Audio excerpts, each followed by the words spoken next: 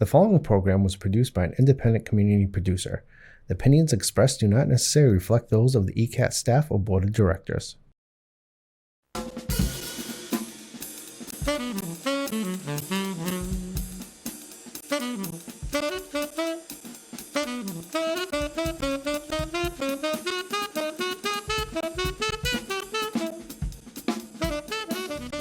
Ladies and gentlemen, boys and girls, residents of Easton, this is Bill Ames, the co-host of the Film Connection. We're proud to say that we're in our 22nd year, thanks to my co-host Priscilla, who you will once again meet shortly.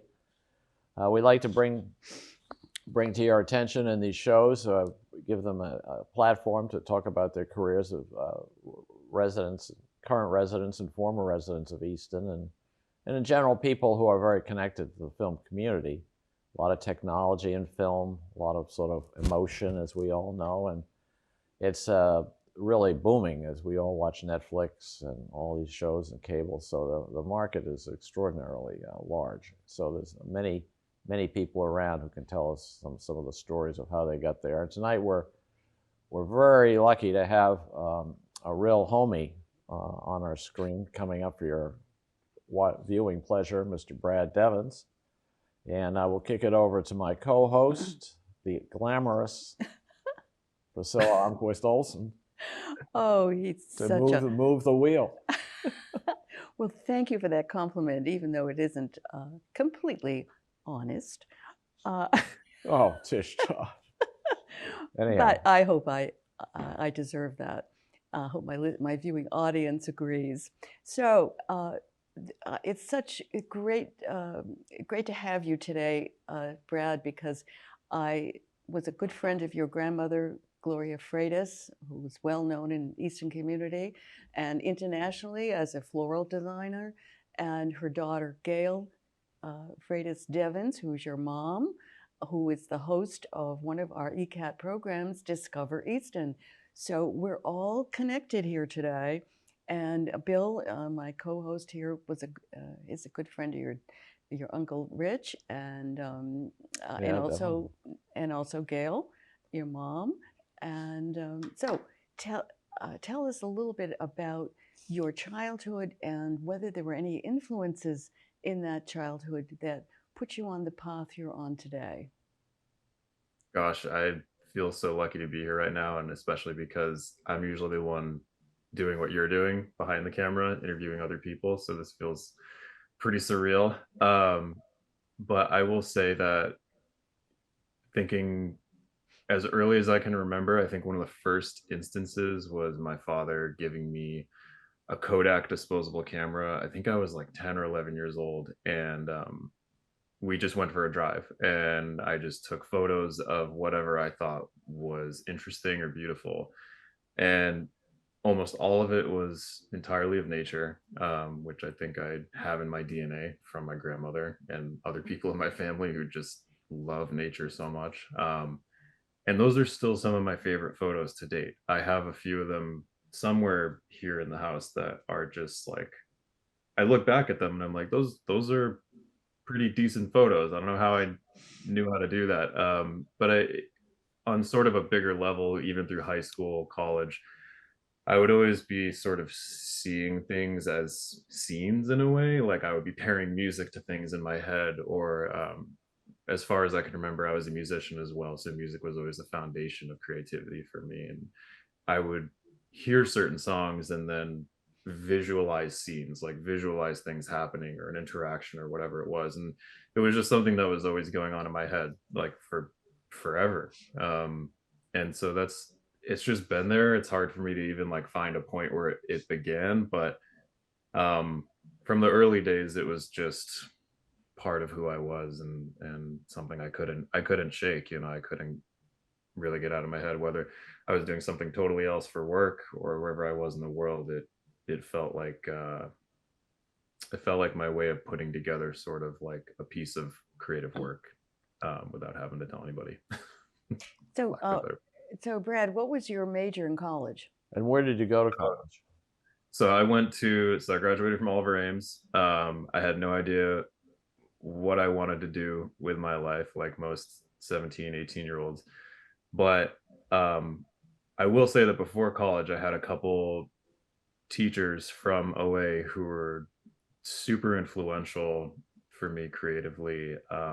My creative writing teacher, Mrs. Hatch, would meet with me after school, and like we would talk about poetry, and we would talk about how it relates to things even like hip hop and all these lyricism and all these different things, and it made things really cool for me. And Rob Wheeler, who is the band director, like we would exchange mixtapes and talk about music. And so like I think that that really allowed me to feel like it was cool in a way, just to be who I was. And then when I went to college, which was at UMass Amherst, there were so many majors, and like I had no idea what to choose. I knew I loved music, but I also was pretty good at physics and math and stuff like that. So I chose engineering because I loved problem solving and I loved the technical side of it. And so I followed a path in my undergrad, at UMass, and then I ended up being like, you know what, I might as well get a master's to see if I can kind of hone in on something I really care about. So I focused on environmental engineering, and I ended up going into consulting and doing water treatment, advanced water treatment research, basically assisting with turning uh, waste products into free energy. And it was cool. It was really cool.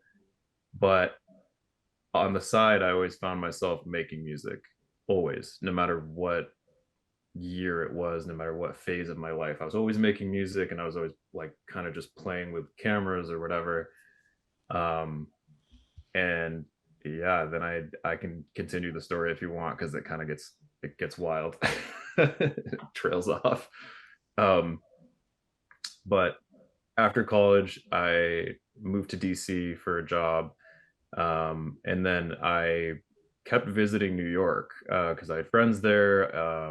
It was just like a place that fascinated me. And then when I went to Brooklyn, it's like a stereotypical story kind of. I was just like blown away by the artwork, public art alone. Just from a technical perspective, I was looking at it like, how does somebody do that? How does somebody get those textures, these figures, these backgrounds, whatever it is blending.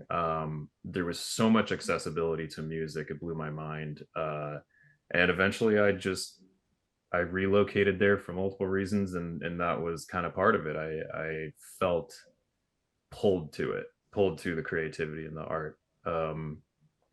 And so long story short, I, while working an engineering job and sort of like figuring out who I was and all these different things, I saw an artist painting a mural, and I filmed him just for fun on my phone. Like I was just fascinated by what he was doing, so I asked him if I could film him. He said it was cool, and lo and behold, that's one of my best friends in the world in New York. And we don't work together, but we talk through everything creatively, and he basically introduced me to other artists, and I started teaching myself how to use a camera, how to film, how to edit, just whenever I could outside of work, whatever free hours I had, I would go at it as much as I could. And I just felt super energized by this whole different side of me that I felt had always existed there. Like I think it was a mirror image of who I was deep down as a creative. And I called it Owly, because I thought of like being nocturnal, like at night, this thing would kick on and like this whole other side of my brain would turn on. And I was able to be totally myself and be super creative as much as I wanted. And there was no pressure from anybody. I was just doing it because I loved it. And then years and years and years went by, and I eventually left my career as an engineer, which probably freaked out everybody around me. But I believed in the thing I was doing more than anything else in my entire life. I didn't know, I didn't know anything else in the world besides creating, in a way, if that makes sense. Like it's the only thing that totally made sense to me during that time, and I just followed it. And eventually people started watching, and then I got some clients with some corporations and with some companies and artists and people, and then I started traveling, and it was surreal. And since then I've just kept the ball going, and it's been a wild ride, but I wouldn't have it any other way. So So your clients are corporations that need film work done. Long story short, to borrow. yeah, so I started by just my heart has always been in telling people stories. Like I feel that if we can share like a vignette or a spotlight on people as individuals, whether you're an artist or not. That's what I've learned over the years too, is that so many people have such interesting stories that we can relate to. It can help other people feel seen and heard just to hear how someone started a business or how someone has made it through this and that. It's really sort of developing a sense of empathy. And yeah, the corporate work has basically come about through that. So like artists would have a commissioned gig and they would say like, hey, my client is looking for some video documentation, some photo documentation. They would bring me on, and then I would nurture that relationship and essentially become like sort of an in-house team for various companies. So I had about a 6 year long or five year long relationship with Meta and their open arts program, where they would put up murals and digital art, all sorts of different things, and I would come in and do narrative stories through film of the artist and how it relates to the company, and just Spotify, creative agencies, a bunch of other companies like that. So I feel really fortunate in that regard. So, Brad, um, do you do both the cinematography and at the same time interview people? Oh yeah, yeah. I'm trying to these days and try to bring on other people to fill in the roles, because doing like shooting the video, doing audio interviews, doing photography, and then editing photos, video, and audio all together is what I did for almost 5+ years, all on my own. And a lot of the folks that I've brought on to work with me did the same when they started. So they have this like grit to them where they've had to do way too much all by themselves. So then when they just fill in one role, it's like it's like a privilege. So, So so you had sort of an epiphanal moment, right? When your friend, the artist, and you filmed him doing his art, right? You mhm, said a few minutes ago. Yeah, yeah. that's very interesting because I had a moment like that once, and it was this movie about Mark Chagall. I had nothing to do with it, and James Mason narrated this. This is like in the '60s, but James Mason was this Englishman Mm. who had a fabulous voice. He played in 20,000 Leagues Under the Sea, and it was all right, sort of worldly.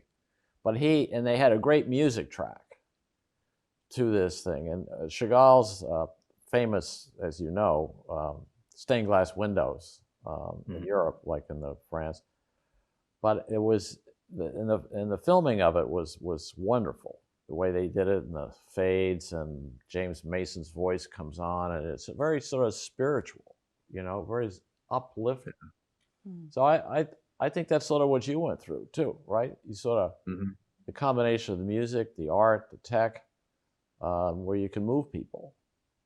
Absolutely. And I think a lot of the work itself kind of, um, you do it and then you give it out into the world. And then a lot of times you don't receive sort of a lot of feedback. You just have this like trust that that the way you did it was good enough. And Mhm. that's it. You can leave it at that. You don't have to pay attention to like what comes after. Although that part is important. I think that there's something inherently beautiful about observing something, capturing it in a certain way, also listening intently to people and giving it out into the world the way that you see it. I've always tried to be, um, not appropriative, not exaggerating things really the way that I see them. I like to just kind of deliver them the way that I experience them and the way that the subject intended, in a way, because I feel like that's in a form of truth telling in a way. So I guess Sure. it's a lot of documentary style ish Sure. work, but So yeah. one of the big issues I read about is the use of AI in filmmaking, and I know there was a writer's strike, but I guess that's the writer's thing. Could you explain to us how you can use AI to create images or indeed even films? Uh, Oh Certainly, you man. work with Meta. I mean, that's what Meta is wrapping its future around, I think, to a large Yeah. You know, I am learning so much about that as we go and as things progress that I feel like I'm personally in such a nascent stage with that technology. Like I I mean I just did a whole documentary series about artists using AI, Oh, and there we go. it was so complex, you know, in terms of the conversation, in terms of the implications and all these different things, that it almost is like hard to grasp because it's so abstract too. I personally have only used it for like helping with captions, like auto transcribing captions, or like really small parts of the process. I haven't used it at all for image generation or any sort of generative AI, and it's I'm personally in sort of like a when anything when anything really novel or really big comes out, I'm excited to experiment with it and sort of get close to it and understand it, but I feel like I don't even have a stance on it yet because it's just it's I don't know. It's so wild to me. Well, I mean, practically, how do you do it? Do you talk to AI, say, I want a picture of the Himalayas, I want a Japanese tea garden, I want a Yeah, moonlight, I want some music. yeah, I Tell- don't know totally. I've only tried it like once or twice, and I felt like I didn't know how to implement it in my work, and I also, you know, I'm waiting to see how the conversation pans out with, you know, like intellectual property and stuff like that, like where the image is coming from, like all those different things. Like That's big. I've seen AI film festivals happen, which is like that's already a thing somehow. Really? Um, to me, it's I wish I had a stance on it, but I totally am like at a neutral uh place right now with it Well, because we're it's just not talking about a stance. I mean, just the practicalities, because we country folk here are very interested in the big city and what's going on. So you can make it up a little bit as you go along. Don't worry about that. But yeah. Well, I will say that, you know, there are there are forms of AI technology that have really helped people in terms of like processing data or like, you know, like busy parts of the work that don't necessarily infringe on creative rights of other people, but like I haven't seen yet an instance where I've used AI to be part of my process in terms of like image or video generation yet. But yeah, I know that people can, with some of these tools, generate like an image of something or a video clip of something. I mean, it's to me it's wild how quickly that technology is progressing and sort of like becoming hyper real. And there's like this I think in the next 3 to 5 years it's going to be a really interesting time for a lot of creative industries. So it's I'm observing right now. yeah, yeah. And Well, so there's a lot to wrap your mind around because no one really knows.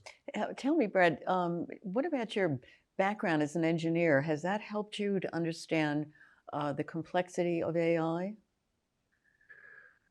my background as an engineer, I will say from the beginning, I think really helped me in terms of uh, learning video editing and learning a camera and learning. I mean, I've always sort of been obsessed with like computers and stuff since I was really young. When the computer, the personal computer, kind of first came out. Whenever we got to have one in our house, I think it could barely do anything. It was like MS DOS or something. I don't even remember, but I was always just messing with it, just like seeing what I could do with it. And I think that I've always been fascinated with that in terms of, so I think it helped me with learning editing at a beginning phase like really well.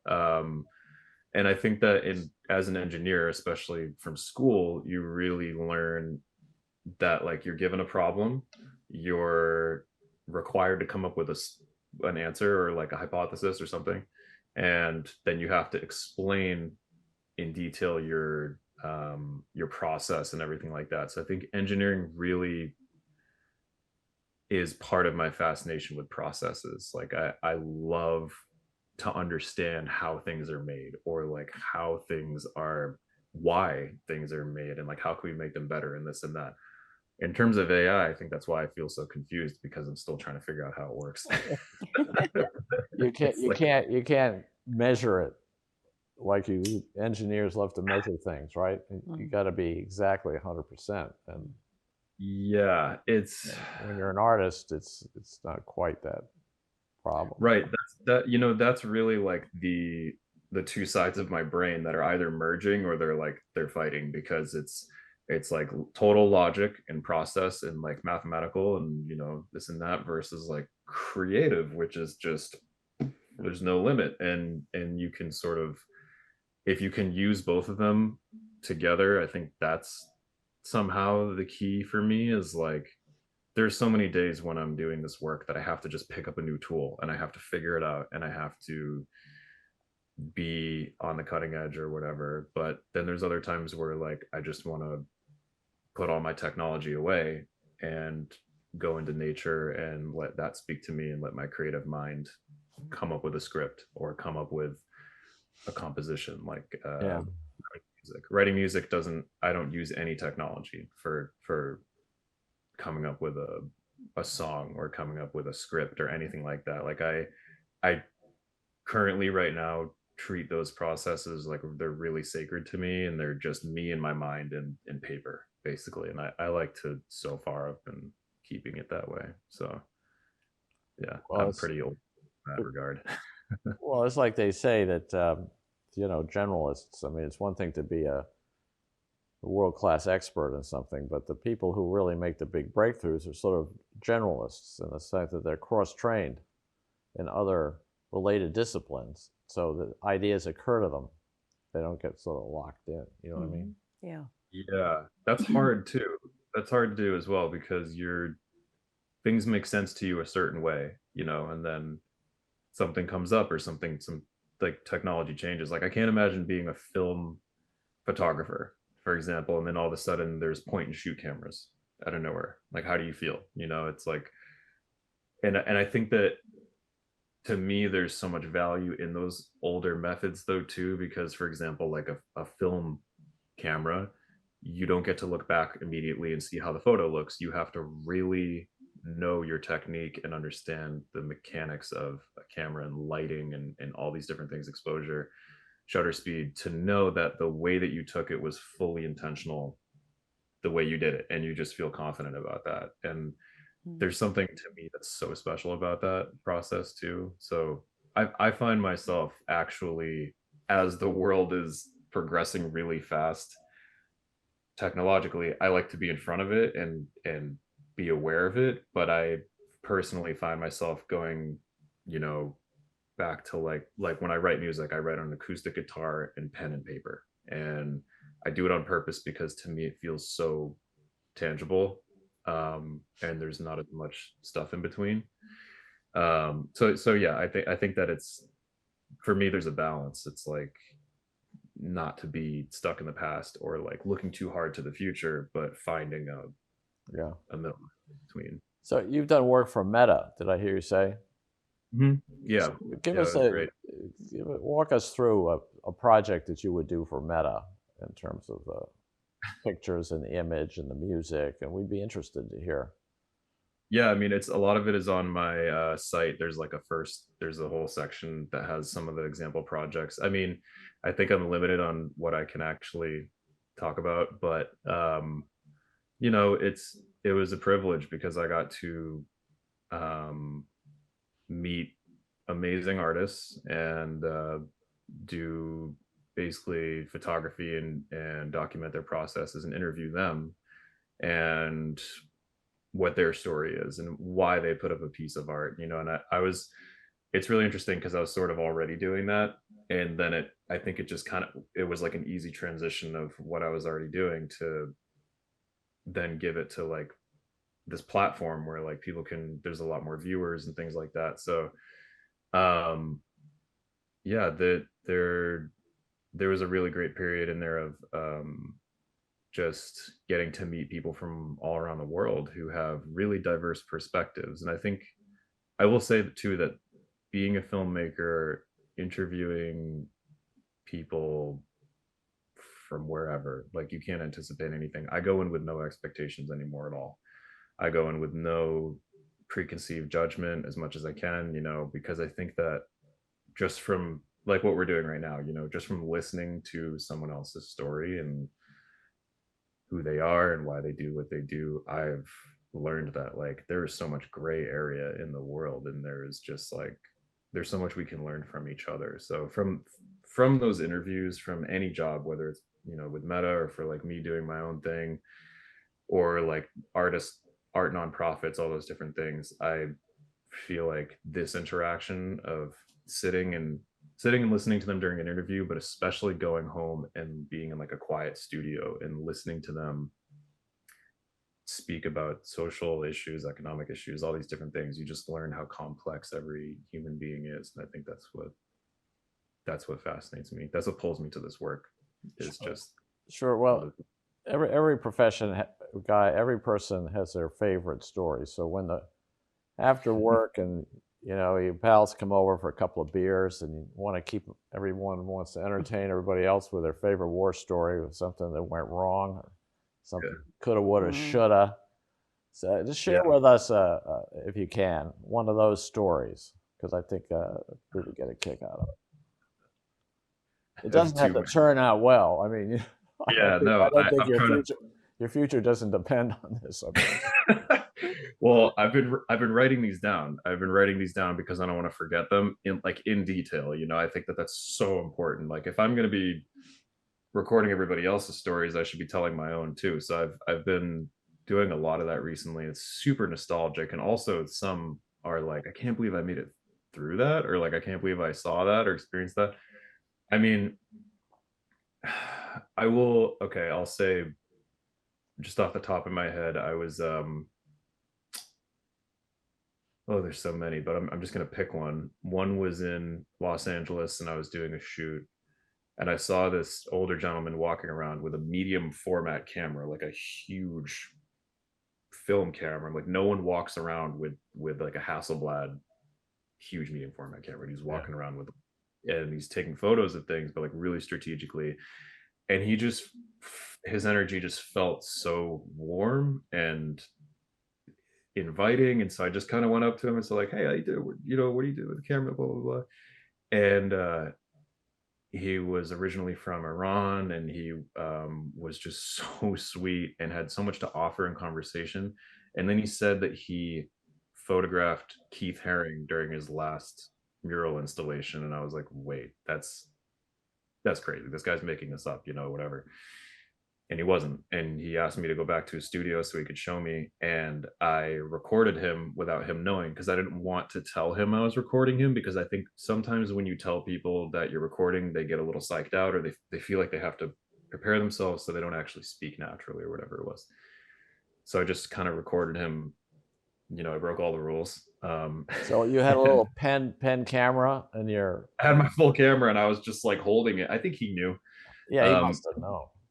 He was super inviting. His studio was just full of these massive dual exposure prints, and like big prints of Keith Haring as well, painting. And I felt like I had uncovered something that no one had ever seen before. And I recorded him talking. I recorded him in his studio, and he talked about being in the same room as Keith Haring. And I'll send you a link to this video too. And I made a video vignette of him, like just a little minute one. He basically said that no matter how much Keith was struggling pain-wise, emotionally, whatever it was, he kept going, and he kept painting, and he kept doing the thing that he loved until he couldn't anymore. And he had experienced that firsthand. And then I saw a photograph of like him actually painting in that mindset, and I saw so much more in that photo than I would have seen if I had just walked by it. And that, to me, we keep in touch, him and I felt so privileged to be in that space with him. But that to me showed me like and the first artist I ever filmed. It's the same kind of motif, is like, if you're open to it, if you're open to having conversations with people, getting to know them better, you have no idea what they could uncover to you and you for them too, and I just felt like it was free. I didn't have to, like, it was out of my own curiosity, and I Yeah, trusted my own curiosity. So I think that that was one of the most special moments, honestly.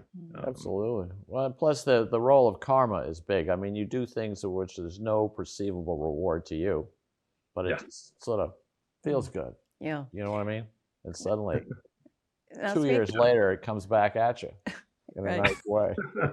Probably. Probably Speaking with this guy too. I now, mean, that's sort of a karma thing. speaking of feeling good, Brad, you have relocated from New York City to upstate New York.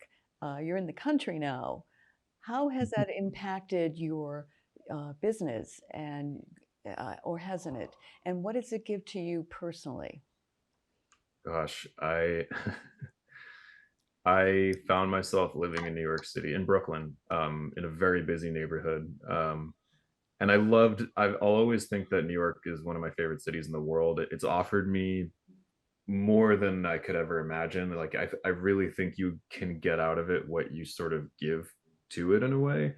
But at the same time, I reached my 8 or 9 year mark, and I think I started just realizing that I value nature so much, and it's such a part of how I was raised too, and there are like deep roots with me, with being around greenery and fresh air and adventure in the woods. It speaks to me in a totally different way than a city does, and I think I've, since moving here, realized that I need both.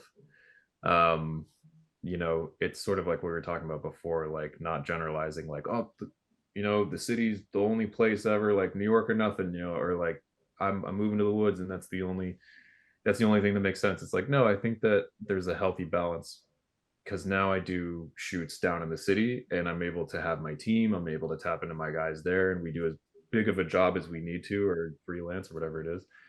And but then I get to come home to having more space and community. Like, that to me has been unbelievable. I couldn't have even anticipated how wonderful and inviting people have been here, who also relocated from Brooklyn or the city, looking for, more tranquil lifestyle, more access to not only physical space, but like space to do things and create things. And there's opportunity out here that I had felt every time I went up and rented a car and like rented an Airbnb, and I'm like blowing through this money just to be here for 2 days. Eventually I just hit a point where I'm like, I should try it.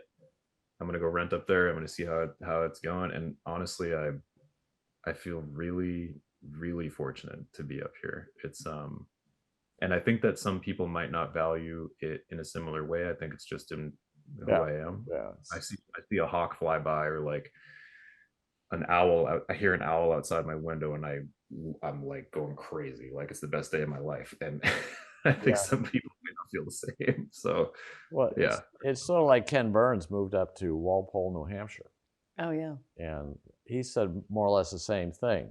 And yeah, there's fewer distractions. There's more oneness with nature. There was, and yeah.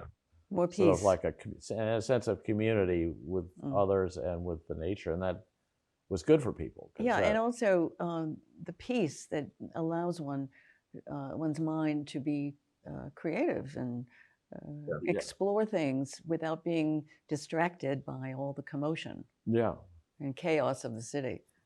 There's both, though. I will say that the city, I'm writing a whole script right now that I haven't shown anybody on my time in the city. I've been writing it for 3 years, and I don't write that script when I'm up here, because that script is solely based on the sort of like the, not only the intensity, but how much is going on around you, and all the microcosms of moments and people and things around you that are just like, you can walk by it all day, but like once you start to really notice it, it's like there's so much going on in the city that you can learn from. And I think that that's why I need to keep tapping into it, is like, being here, I can take it easy and slow down, and especially with writing music and things like that, it's a lot easier here. But there is something that the city also feeds you that is like that intensity, and all those interactions, all those things that happen are they're their own sort Yeah. of forms of inspiration too. But I'm definitely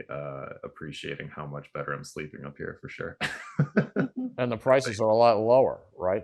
Everything costs a lot It's kind less. of like it's kind No? of similar, unfortunately. I think the whole world is expensive right now, unfortunately. Yeah, But yeah. I, yeah, getting farm fresh produce is wonderful. Getting like handmade local things is really cool. And I personally love adventuring, like out into, going to see a waterfall, going to see um going to a friend's house and it actually being a full house, not like one room, which is fine, but yeah, it's a different set of challenges, but it's also a different set of benefits that you get to. So you kind of pick which one works for you. Yeah. So, Brad, what are some of the projects that you would like to do that you haven't had requests for? What would you? What are some of your dream jobs?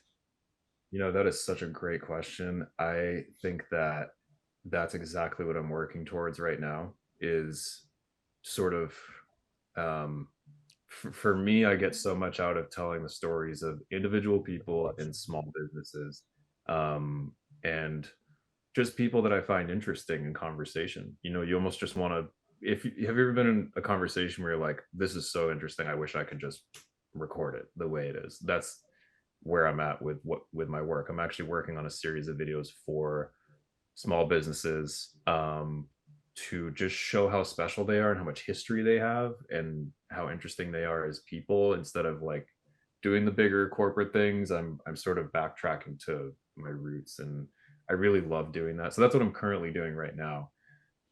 But what I'm working on in the long term, you know, I've written so much music in the last few years. I finally just started taking it seriously, I guess, and expressing myself and what I've experienced and what I'm going through lyrics and through writing, that I actually have finished multiple songs, even music videos, filming myself and color grading it, like giving myself the love that I've given other artists finally is like what I'm working on in short. So it's sort of a quiet under the radar thing right now until I feel ready, which I don't think you're ever ready. You just have to do it. But there's that, and then there's also my grandmother, who was just an incredible human being. um I have just like 100 folders of cutouts and articles and like everything from her life, from 50, 60 years of her life, that hasn't really been cataloged. So I'm actually working on cataloging her work online and organizing it in the way that people can search through it and just give it some permanence. And then I'm also over time hoping to do sort of some form of a video, whether it's a documentary or whatever it is, on her life, just to Mm. have it live there. And she did tell me that near the end of her life, she um kept talking about this one photo book that I made with her. What I think it was during the pandemic in October. We had this crazy snowstorm out of nowhere in Easton. I was visiting home before going back to New York in 2020, October 2020, near the end of the month, and it was like inches of snow, and all the trees are still red, orange. The foliage is beautiful. She called me and she basically said, "You got to come out here right now." And I had this feeling in me where I was like, I don't know. I'm feeling down. It's winter. Like I don't really want to go out. What am I going to go out in the snowstorm for? But I trusted her. She knew that the way the snow had fallen and the temperature change and how it was going to melt with the color of the trees and everything was going to shine the light through the colors of the leaves and turn them into these ornaments, basically, that are glowing from the melting snow. And I had no idea she had this plan. She's always just had a I don't know, it's incredible. And she brought me out, and I got all these amazing photos that I love so much, and it gave me this creative boost that I needed so bad, especially because of all the downtime that the pandemic had a lot of creatives, and I turned it into a book, and I only gave it to family members and close friends. Um, but she kept telling me in the last year, when she was, getting more sick and everything, that that was the most, like, one of the best things I've ever done. And to me, I'm like, I just made a book with a bunch of tree photos in it, but she told me that it came from the heart and that she could feel it.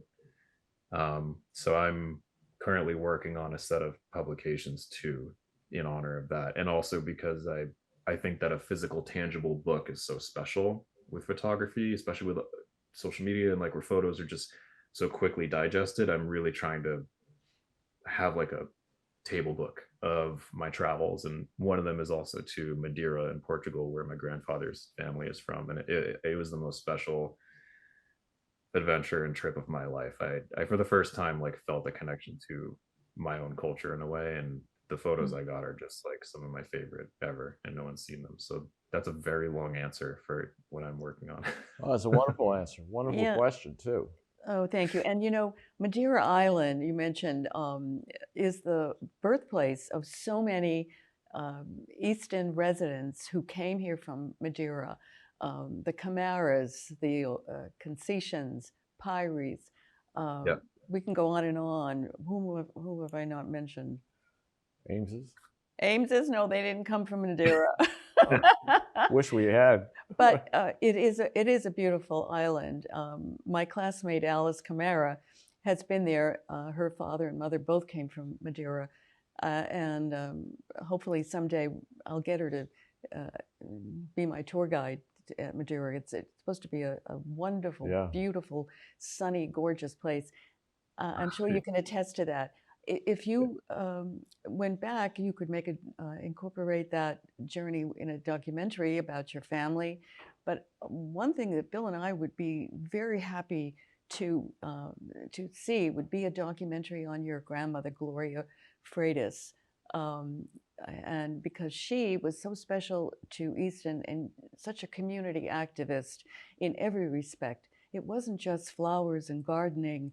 It was saving the Ames Shovel Works. She was on the same committee with me, Friends of the Ames Shovel Works, and Bill's older brother David headed that, and Bill and Freddie both were movers and shakers.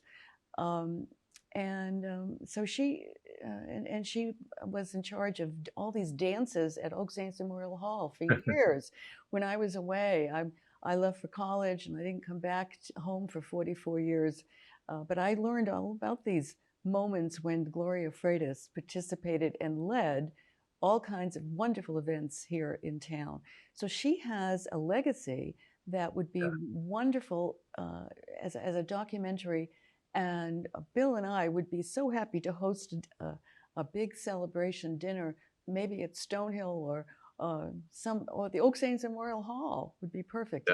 Yeah. We could have a dinner and a celebration, and we could have a band and do some dancing, because Gloria would really love that. Sure. Man. Okay, so you've got your mission, Brad. Don't boy. Recollect. I mean, this should be a hip shot. It should be a hip like that question and answer was like locked and loaded. That was ready to go.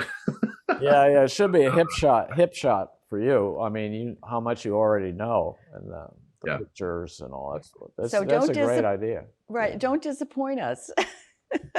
Yeah, it would be a sellout crowd at Easton. But a lot of stills and some music and a few of her interviews on ECAT when she talks about her art. And, I think you could cobble it together pretty quick. And I interviewed her she was the one exception to the rule on my growing up in Easton, where everyone had to have grown up in Easton. Now, she didn't, but she was such a Eastonite that I made an exception. And we had a wonderful interview, her growing up and then her journey, how she got involved with floral design, and just her whole life's journey. So that was a wonderful interview. I assume you've seen that. Oh yeah, yep. And that was part of the review of me looking through all her history of everything. And I think that's so interesting that you said that too, that like even though she didn't grow up in Easton, she could still be on the show, because I think she would have found her way on anyways. That's kind of who she was. She would just like figure out a way to do it no matter what it was. And I think that's one of my favorite parts of And her person. she had such a humble beginning, Brad, uh, Yeah. and she appreciated that. I mean, she was one of quite a number of children, all in like a 2-bedroom house or something like that. And so she was, she strove for excellence. She persevered because she knew what it was like to face adversity and poverty and so forth. So she just came and just flew like a bird out of it. She was determined, and I think that she's instilled that in you and your mother, and certainly with Rosemary too, and Rich. I mean, they Yeah. all have this wonderful drive and want to make something of themselves and make a difference in the world. And Gloria was all about making a difference in the world, and she certainly did that. Mm. Absolutely. Absolutely. Yeah. And she really did face so much. And I think at her funeral I heard new stories too about the things she faced as a kid, including like discrimination as well.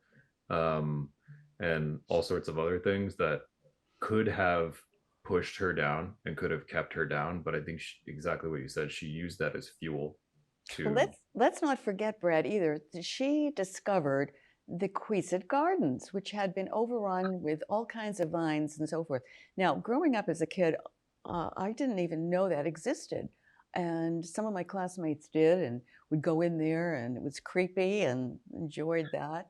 But I didn't know. And she discovered that, and she and Paul Steidinger, her second husband, um, went and led the charge to get rid of all those vines and uncover it, and got a gal who did her doctorate on the design, redesigning what was already there, putting it back in place, all the gardens and plantings. And of course, she had her hand in all of that. So we have this most beautiful Queesit Gardens that the library now owns, behind the library and adjacent to Queesit House.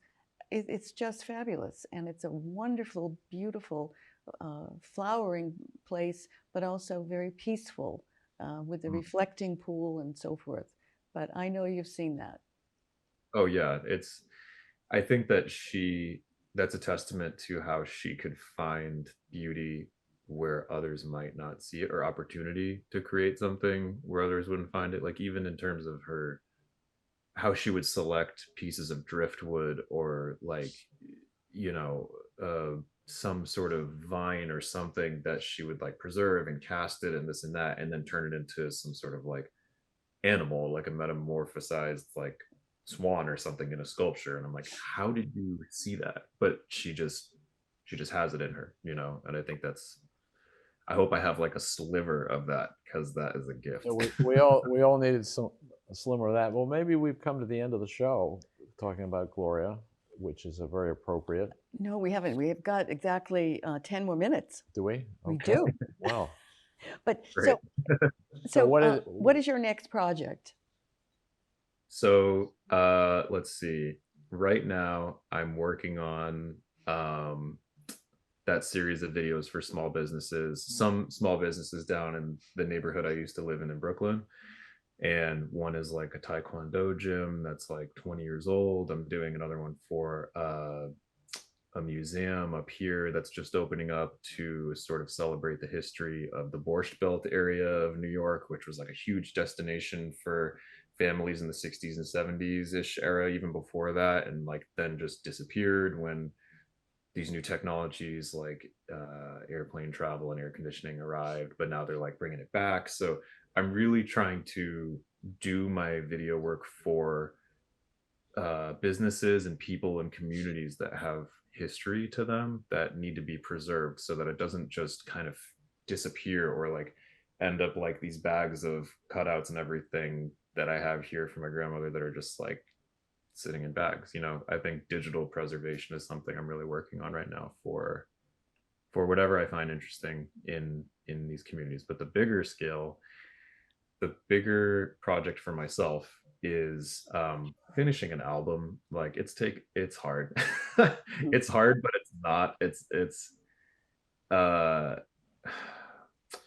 I'm finishing a series of songs that are for myself, but also dedicated to other people. And each one has a video of me actually playing it live in nature or in the city, and it all tells a story.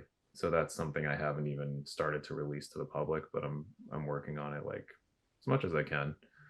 Um, but you know, my grandmother too, like it always goes back to her, for better. But she was so involved in her community that once I moved up here, I felt like a real pull to be part of the community in however I see fit. So I've been doing photo shoots, video shoots, being part of like community programming, doing possibly curating some art shows, getting local artists involved, bringing my friends from the city up here to have opportunity, vice versa, like help them understand the value of nature because they're in the city every day of their lives. So I'm sort of building a connection to where I used to be and where I am now. So yeah, it's a bunch of stuff. I've always got too much going on, but that's how I work. Well, that Borscht Belt, to digress slightly here, tell us more about the Borscht Belt. I think that's the Catskills, right? It's fascinating. I feel so lucky because I had just stumbled across the Borscht Belt Museum, which they're just building now. And I really didn't have a lot of knowledge or context. I had driven up here a lot for vacations and trips, and sort of ironically driven by the Cushers Resort, or like Grossinger's Resort, I think was one of them. There's so many of them that are abandoned or they're just empty lots now. Um, and I would drive by these huge buildings and be like, why is that empty? That's so wild. It was all part of the Borscht Belt.